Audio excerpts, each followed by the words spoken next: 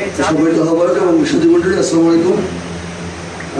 আজকে চতুর্থ প্রতিষ্ঠা বার্ষিকী আমার বাংলাদেশ পার্টির আমাদের একজন যুগ্ম আহ্বায়ক সাজু ভাই, উনি 2 বছর আগে মারা গিয়েছেন।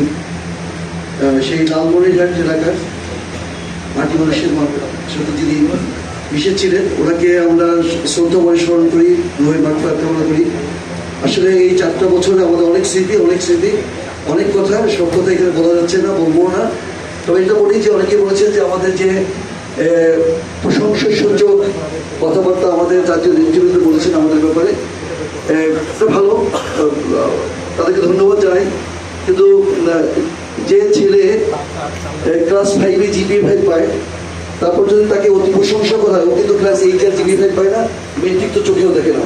এই জন্য খুব খুশি হয়ে যাওয়ার কারণ নাই। একটা ছোট চারা গাছ, খেয়াল রাখতে হবে ছাগল খেয়ে ফেলে কিনা। আমাদের দৃষ্টি অনেক দূরে এবং 17 কোটি মানুষকে আমরা প্রতিনিধিত্ব করি। এই যে আমাদের বিউটি, যে কথা আসলো যে আমাদের সৌন্দর্যটা কি, অনেক মানুষকে আমরা এখানে ডাকতে পেরেছি, আমরা একটা স্পেস দিতে পেরেছি মানুষদেরকে, যে আমরা ওই আস্থায় নিতে পেরেছি যে কারোর সাথে আমাদের কোনো এনিমোসিটি নেই, কোনো ব্যক্তি, কোনো গোষ্ঠী, কোনো দল, কারোর সাথে আমাদের এনিমোসিটি। আমরা বাংলাদেশকে ধারণ করি এবং বাংলাদেশের 17 কোটি মানুষকে আমরা ধারণ করতে চাই। মানুষের জন্য যেহেতু আমরা কাজ করি, ওদের রাজপথে এই যারা এই গণতন্ত্রের পক্ষে কাজ করবে, সকলের সাথে দেখাবে, আমরা একই সাথে কাজ করবো। এটি হচ্ছে আমার বাংলাদেশ পার্টির সৌন্দর্য, বিউটি। আমরা এটাকে ধরে রাখতে চাই। আমাদের সহযোগী সহযোদ্ধা যারা রয়েছেন, যারা এসেছিলেন এখানে, সকলকে ধন্যবাদ জানাচ্ছি। অনেক কষ্ট করে জাতীয় নেতৃবৃন্দ এখানে এসেছেন এবং আপনারা দেখতে পাচ্ছেন ফুল নিয়ে এসেছেন, কথা বলেছেন। অনেকে আসতে পারেননি, আমাদের বেশ কিছু সিনিয়র মিলিটারি অফিসার ওনারা আসতে পারেননি, অপরাধতা প্রকাশ করেছেন। তো তাদেরকেও ধন্যবাদ জানাচ্ছি, কারণ সবাই আমাদের জন্য দোয়া করছে। এই দোয়াটা খুব বেশি প্রয়োজন। এই দোয়াটা কেন করছেন? যেহেতু আমরা মানুষের জন্য কাজ করছি, সকলেই মানুষের জন্য কাজ করতে চান, কিন্তু রাজপথে এসে, পথে গিয়ে, নদী খাল বিল পেরিয়ে আসলে সবাই কাজ করার সুযোগটা পায় না। যে কাজটা আমরা আমার বাংলাদেশ পার্টির নেতা কর্মীরা করছি।